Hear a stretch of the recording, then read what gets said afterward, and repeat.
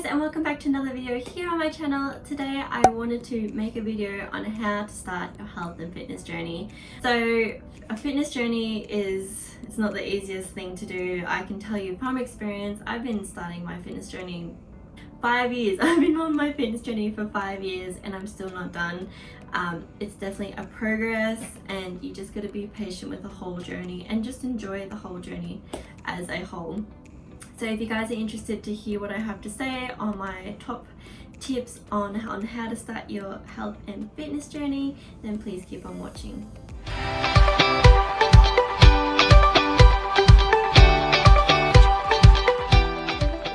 So like I said, fitness journeys are not easy, and it's like the quote, what the quote is, what doesn't challenge you won't change you, and that's exactly right. And I think the most hardest part about a fitness journey is actually just getting started. I think the idea is very overwhelming. People don't know where to start. They're seeing what everyone else is doing on social media and just what they're reading. It's like, it's too much and overwhelming, and maybe gym is not the thing for you. Like, I remember when I first started, gym wasn't for me, and it still really isn't for me either. Like, I'm not into lifting heavy weights and going up to the squat rack and deadlifting. It's just not me. I'm definitely more of a cardio person, resistance training, so hence why I like working out from the comfort of my own home. And yes, you can still get results from working out from home. Let's just get started into this video with my first tip is choosing your why. Now, why I'm picking this as my very first step, because it is the first step that you need to figure out before you're starting your health and fitness journey. Now, choosing your why can actually be quite hard, but it's really important before you start. You need to figure out why you are starting your fitness journey. Why do you want to start this fitness journey? What is your main goal that you are wanting to achieve? So, for example, it could be that you want to feel more fitter so you can run around with your kids more in the backyard, or you want to be able to fit in your favorite pair of jeans or dress. Choosing your why definitely has to come from more self-love and not like wanting to sabotage or punish yourself because you don't like the way you look, or you feel like you have to lose weight because everyone else is doing it and all you see is on social media is all these skinny girls in bikinis. No. Don't compare yourself to other people.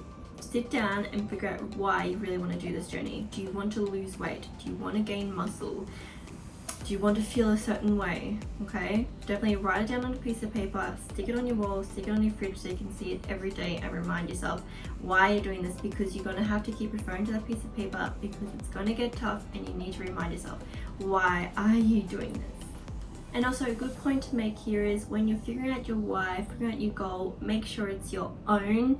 It's not someone else's goal, because you're not going to find the passion, the drive, the motivation to stick to that goal, to stick to that why, because it is someone else's goal that you're trying to achieve. So make sure you focus on your own health and happiness instead. For me, the reason why I like working out, my why of continuing, I'll say originally my why was totally different to when I first started. I wanted to lose weight. I didn't like how my body looked. The muffin top. I was feeling sluggish. I was feeling tired all the time. I was not even energized.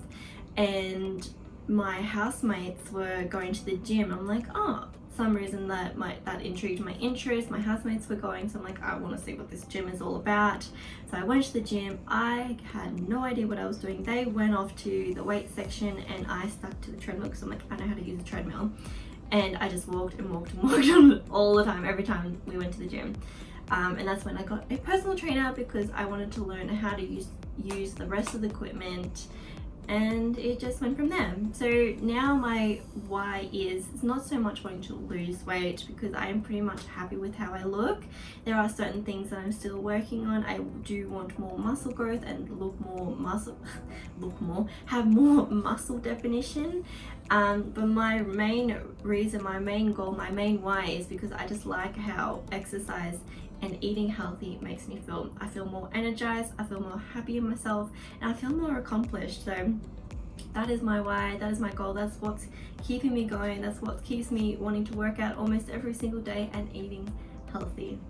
And it has definitely taken me a while to be able to say that and be comfortable enough to say that and be at that position in my health and fitness, because like I said, I've been on this for 5 years and I've only started to say, yep, I'm doing this as a lifestyle change. I just want to do it to make myself feel happy. I'm not here to lose weight. I'm not here to punish myself in a workout. That's probably a whole nother video I can go in, but yeah, I am all about just living a healthy lifestyle and not a diet. So that's tip number 1, is choosing your why. Tip number 2 is pick something that you actually enjoy doing. There is no bigger killer when starting your fitness journey is when you look at exercise or look at going to the gym and looking at the weights and you're just like, oh, I have to do that. And the dread and the I have to do it. It's like as if looking at it as if it's a chore. You don't want to look at exercising or working out as a chore. You want to enjoy doing it, almost saying you look forward to it. It's harder to say that for when you first start, but eventually you will say I look forward to doing it because you'll realize the benefits of it afterwards. Anyways, but you want to pick something that you enjoy doing and that you're actually wanting to do it. So for example, it might be not so much going to the gym to first start off with. Maybe it could be doing a sport or a hobby like dancing. We're in winter now, so it might be skiing, ice skating, walking up mountains, hiking, going for longer walks. Even doing short 10-minute workouts is a great start for a beginner. I actually have done 10-minute beginner workouts, so I'll pop them up somewhere up on the top so you guys can check them out if you're interested to try a beginner workout. But please don't stress yourself out. I have to go to the gym, I have to lift heavy weights, I have to do strenuous amount of cardio. No. Start off small and start doing something that you enjoy doing, and don't look at it as if you're not going to accomplish anything by not going to the gym. You just need to get your body moving, and you don't want to shock your body. You don't want to all of a sudden, you've never worked out, you've never lifted weights, and all of a sudden you're doing it. You're going to freak your body out, you're going to freak out your mind. So definitely start off small, even if it's a 10-minute workout, even if it's just going outside and doing something that is better than nothing. So for me, I really like working from home.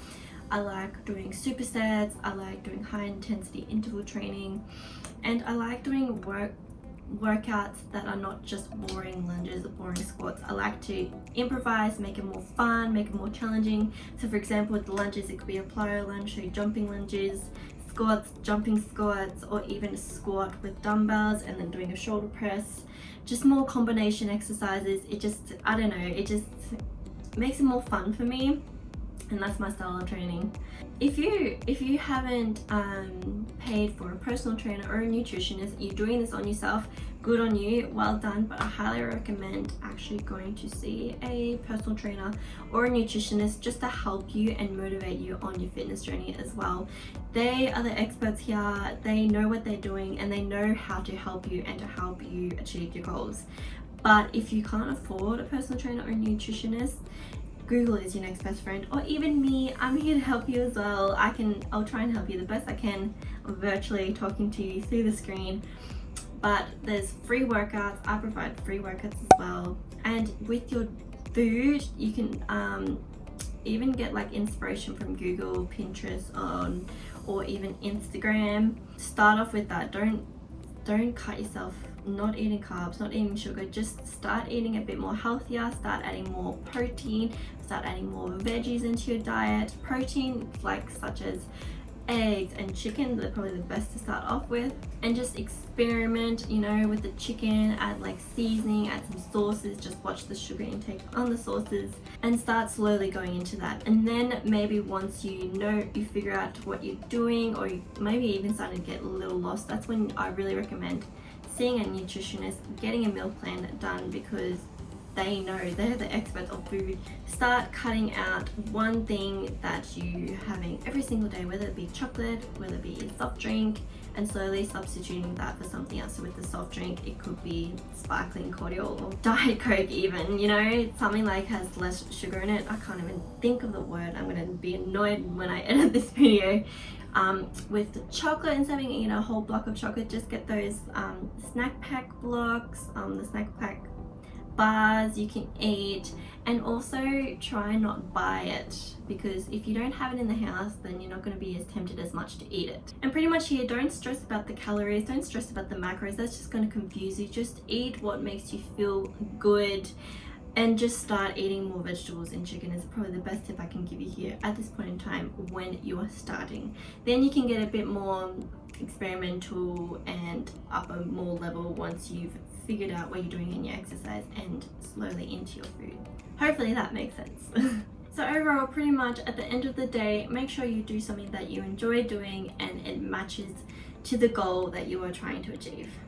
Tip number 3 is setting sustainable goals. So I kind of talked about goals just a little bit, but I want to go into more detail about setting goals. So setting goals can be quite overwhelming. Just thinking about the goal is like, oh, I don't even know what I want to do. I don't even know what I want to achieve. This is the perfect time now to sit down, grab a piece of paper, grab a pen, and really think about what you are wanting to achieve. You're the only one who can figure out what you want to do, because you're the one who wanted to start the fitness journey in the first place. Setting a goal is really important because it's going to keep you accountable and it's going to help you assess on how you're going to achieve that goal, and it's just going to make your fitness journey just that little bit easier. One of the easiest ways to set your goals is using a SMART approach. So S-M-A-R-T, we know how to spell SMART, right? But it's an acronym. So S means specific. I struggle to say this word. Specific. I don't know if I'm saying that right. Specific. You want to make your goal specific. What do you actually want to do? What are you actually trying to achieve here? So for example, it could be, I want to lose weight. Awesome. Be more specific on that goal, like how are you going to do it and when do you want to achieve that goal. So say, I want to lose 5 kilos before summer. Perfect, there is your specific goal right there. Next one is M, measurable. How are you going to measure this goal? So again, let's stick with losing weight. So you could measure this goal by either weighing yourself on the scales once a week. I wouldn't do it every single day because it's going to fluctuate just depending on the days, depending on your hormones, depending on what you ate, depending on the time. It depends on so much things. So I much prefer weighing yourself. I recommend weighing yourself once a week. More than weighing yourself, I don't really like weighing myself that much because I let the number affect me way too much. Numbers just affect me way too much. So I much prefer progress pictures. So that's how I measure my goal. When I first started wanting to lose weight, I would take photos once a week or maybe once every 2 weeks or whatever it was back then. Right now I do once a week and it works for me.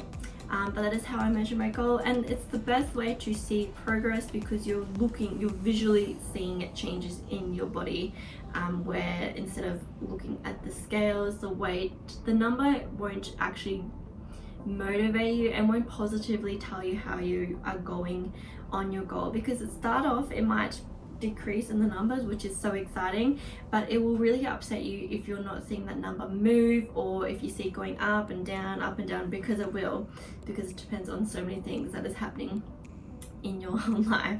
So that's why I much prefer progress photos. A, so it could either mean attainable or achievable.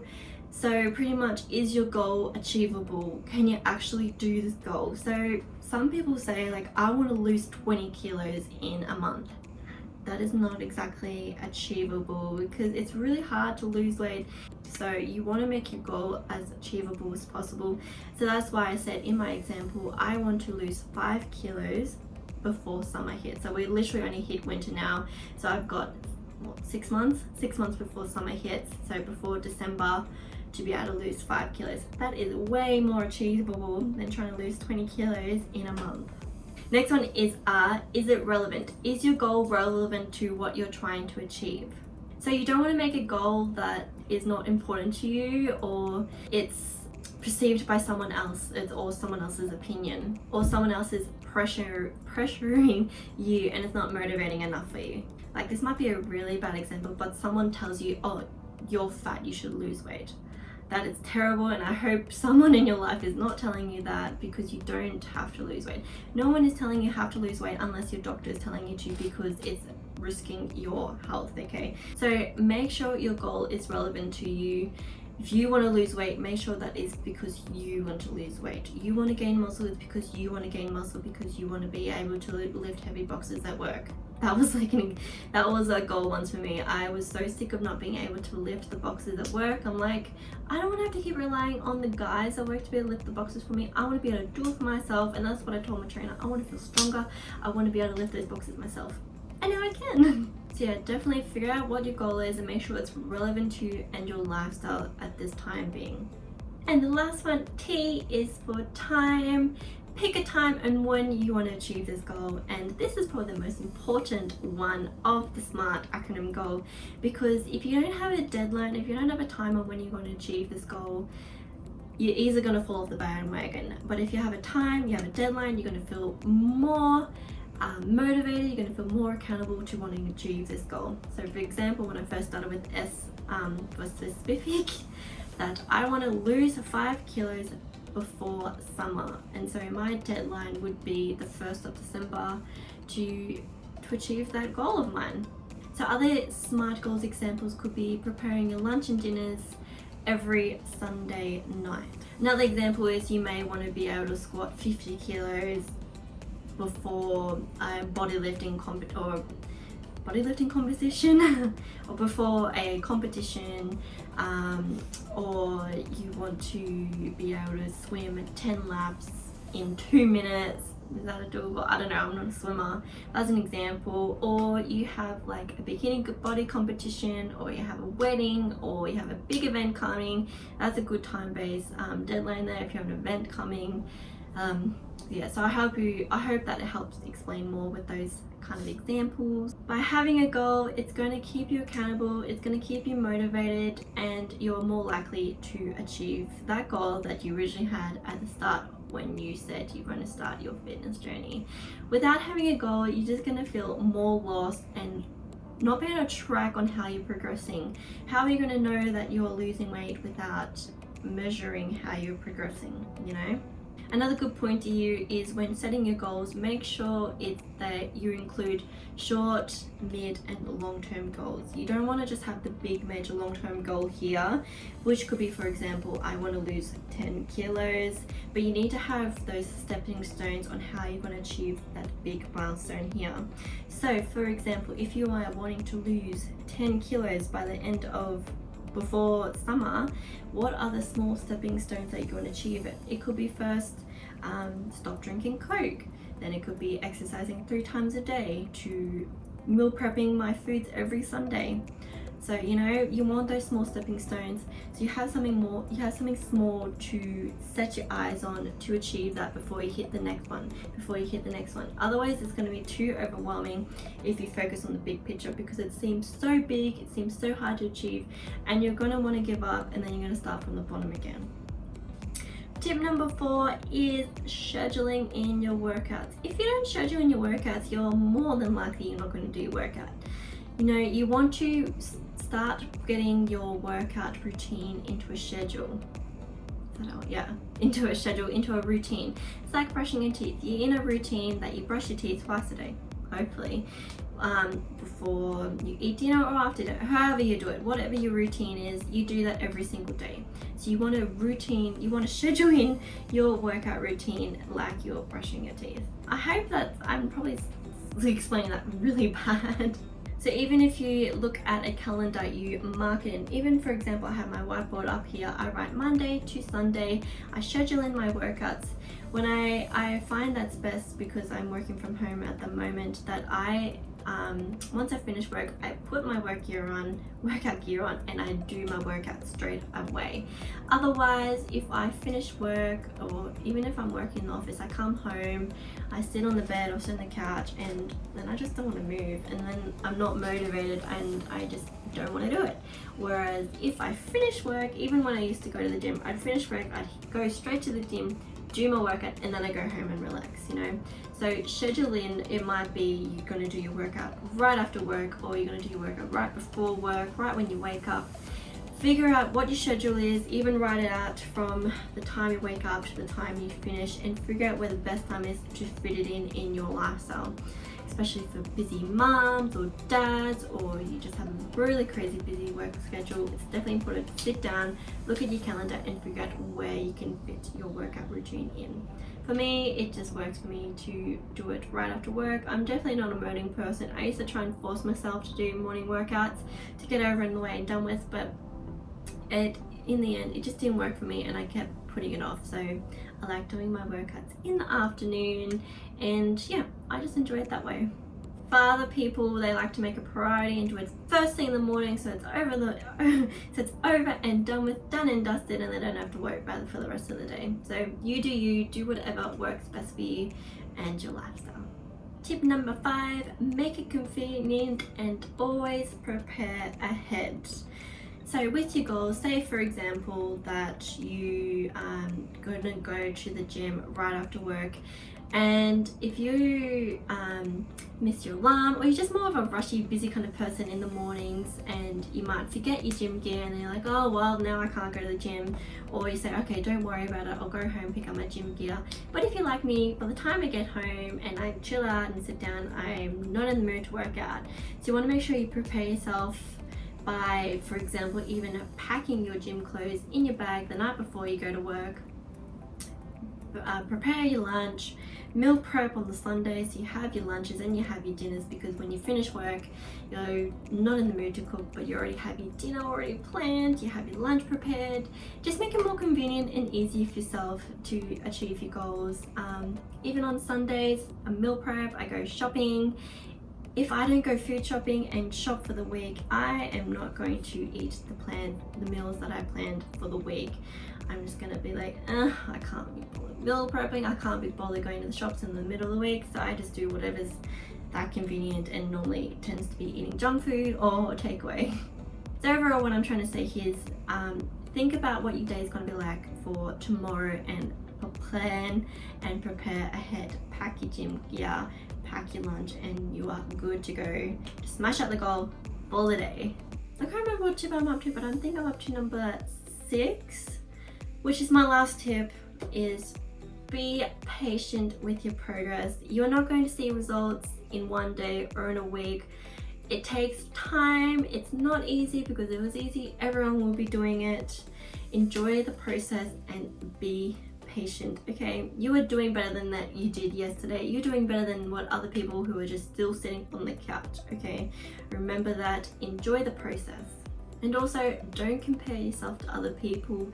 Don't let Instagram fitness influencers influence you and your goal and what you're wanting to achieve. They might be inspiring for you and motivating. You see someone that's showing off their butt and like, damn, I want a good butt, I'm gonna go work out my glutes now.